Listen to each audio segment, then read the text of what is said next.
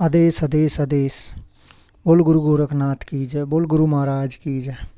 आज की ये मेरी वीडियो हो कि व्यक्ति को पितृ दोष किन कारणों से लगता है। ये घर में कुछ मैं कारण बताऊंगा। अगर ये कारण अगर आपके घर में है तो आपको पितृ दोष लगा हुआ है। वीडियो के लास्ट में मैं आपको बताऊंगा कि पितृ दोष का निवारण आप कैसे करें, कि घर में क्या मेन कारण है जिससे पितृ दोष लग जाता है। पितर अपना एक ऐसा देवता होता है जो घर में सबसे शक्तिशाली है। अगर पितर घर में खुश है तो सब कुछ खुशहाली है। अगर पितर नाराज है तो उस घर का कोई सुधार नहीं होता, लड़ाई झगड़े चलते रहते हैं। पितर अगर खुश नहीं है तो आप कितनी उपासना कर लो, कितना दान कर लो, कितनी पूजा कर लो, कितना मंत्रों का जाप कर लो, कुछ भी कर लो, लेकिन सफल नहीं होगी। क्योंकि पितर ही एक ऐसा दरवाज़ा है, ऐसा देवता है कि आपकी प्रथम सीढ़ी है। जो अगर वो खुश है तो आपको हर चीज़ मिलेगी, अगर खुश नहीं है तो आप कोई भी कार्य कर लो लेकिन आपका आप संपूर्ण नहीं होगा। क्योंकि पितृ इतना शक्तिशाली होता है कि घर में आप जिस देवी देवता माता की, बाबा की, किसी की भी पूजा आराधना मंत्र जाप करते हो, उसकी इच्छा आज्ञा से ही घर में आते हैं, उसकी आज्ञा अनुसार नहीं आते। जब जिस घर में पितर ही खुश नहीं होते तो देवताओं का वास भी नहीं होता। इसलिए मैं आपको कुछ कारण बता रहा हूँ कि जो आपके घर में पितृ दोष का पाए जाते हैं। पहला कारण है कि जैसे व्यक्ति के जो बुजुर्ग होते हैं, पितर होते हैं, माँ बाप होते हैं, दादा होते हैं, पितरों को बहुत से आदमी गाली गलौज देते कि हमारे पूर्वजों ने हमारे लिए कुछ नहीं किया, हमारे लिए मतलब खेत या कुछ प्लाट व्लाट या कोई मकान धरती नहीं ली, ऐसा कुछ उसको अभद्र भाषा का प्रयोग करते हैं जिससे वे सुनते हैं, उनको मन में ठेस पहुँचती कि हमारे कुल के ये आने वाले बच्चे जो हमें गाड़ दे रहे हैं, इसलिए वो नाराज़ हो जाते। इसलिए आपको ये दोष लग जाता है कि अपने पितरों को बुरा भला जो कहने लगते वो उनको सुनाई दे जाता है। दूसरा मेन कारण है कि अमावस्या वाले दिन पितरों का भोग ना देना। अमावस्या वाले दिन कोई भोग नहीं देता तो पितरों घर में लड़ाई झगड़ा आ जाता है। भोग नहीं लगे, पितृपक्ष में उनका आदर सम्मान नहीं होता है, उनके लिए कपड़े, उनका भोजन, उनका पानी, खीर जो आप बनाते हो, जो आप बना सको वो नहीं देते हो तो उसमें भी उसका दोष लग जाता है।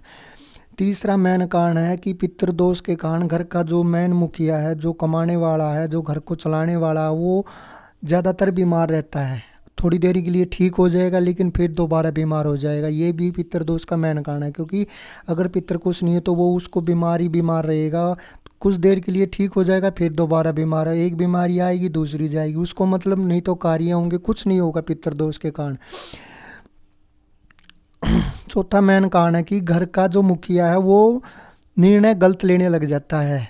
घर में लड़ाई झगड़े, जो परिवार के सही निर्णय होते वो नहीं ले पाता, वो गलत निर्णय लेगा। वो मतलब पहले ठीक रास्ते पता, लेकिन पितृदोष होने के कारण सारे निर्णय गलत हो जाएंगे।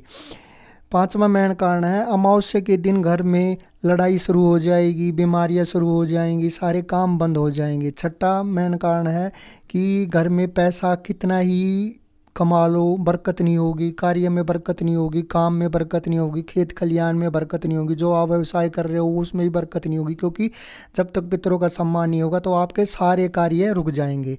सातवां मेन कारण है कि आप संतान उत्पन्न करने में बहुत परेशानियां होंगी। जैसे बार बार गर्भ का गिर जाना, डॉक्टर के पास जाओगे, डॉक्टर को भी समझ में नहीं आएगा कि क्या मेन समस्या चल रही है। डॉक्टर आपसे बस पैसे ही ऐंठता रहता है कि बार बार गर्भ का गिर जाना, ये भी एक पितृ दोष का मेन कारण है।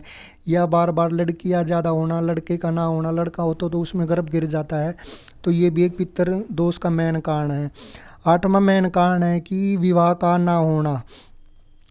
जैसे कोई लड़का रह जाता है तो उसका विवाह नहीं होता, विवाह होने में अनेक कठिनाइयाँ उत्पन्न होती हैं। जैसे रिश्ते वाले आ जाते हैं तो आगे नहीं बढ़ पाते, बात नहीं बढ़ पाती, या कुछ ना कुछ दिक्कत आना है। मेन कारण है कि पितृदोष होते ही विवाह होने बंद हो जाते हैं।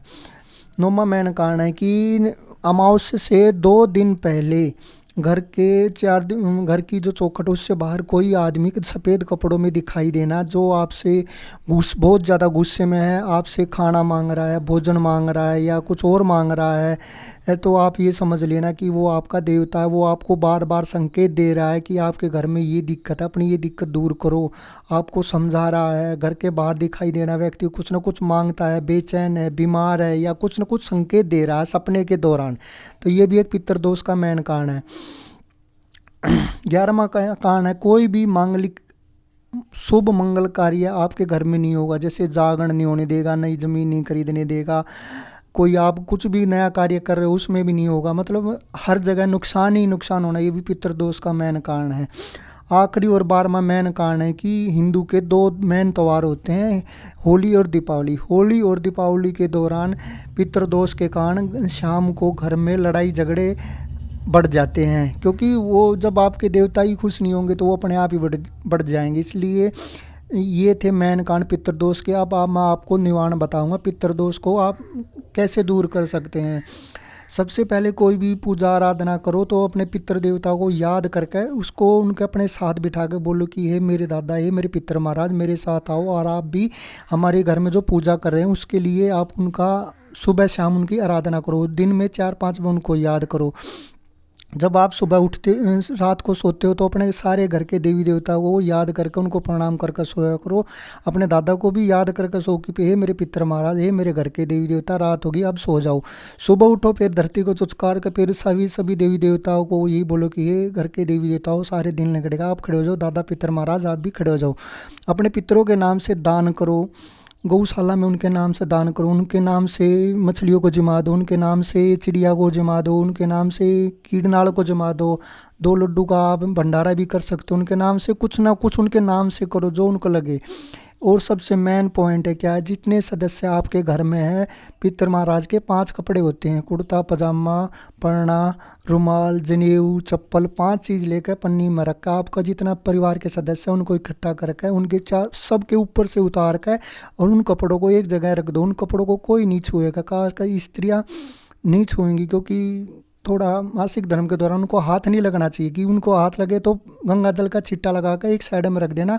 होली दीपावली पर वे कपड़े पंडित जी को देना। जब पंडित जी को दो तो संकल्प ले लो, ये हम कपड़े जो आपकी इच्छा अनुसार उसमें दान रख, 10-20 रुपये आपकी इच्छा अनुसार दान रख कर पंडित जी को देकर उससे संकल्प लेना कि हम अपने पितृ महाराज के लिए अपने कपड़े खुश होकर दे रहे हैं और अपनी दया दृष्टि हमारे काम कार्य पर हमारे घर पर बनाए रखे। वे कपड़े पंडित जी को देकर फिर नए कपड़े लाकर फिर ऐसे ही 7 बार कर कर अपने परिवार के सदस्य फिर रख दो। फिर होली पे दे दो, फिर दिवाली दो, नई लिया लो।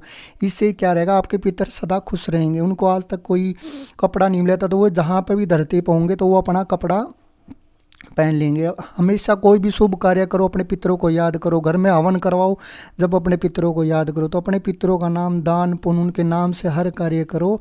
अरे वे पितर ही हैं जो आज आप इस मुकाम तक पहुँचो। अगर याद करोगे तो वो आपको हर कार्य में हर जगह देंगे। आपको आने वाले टाइम में भी जो आपके घर में कोई संकट है, कोई बीमारी है, उसका संकेत देंगे। आशा करता हूँ मेरे द्वारा बताई गई जानकारी से आप खुश होंगे। मेरे चैनल को लाइक करना, सब्सक्राइब करना। बोल पितृ महाराज की जय, बोल गुरु गोरखनाथ की जय। आदेश आदेश आदेश आदेश।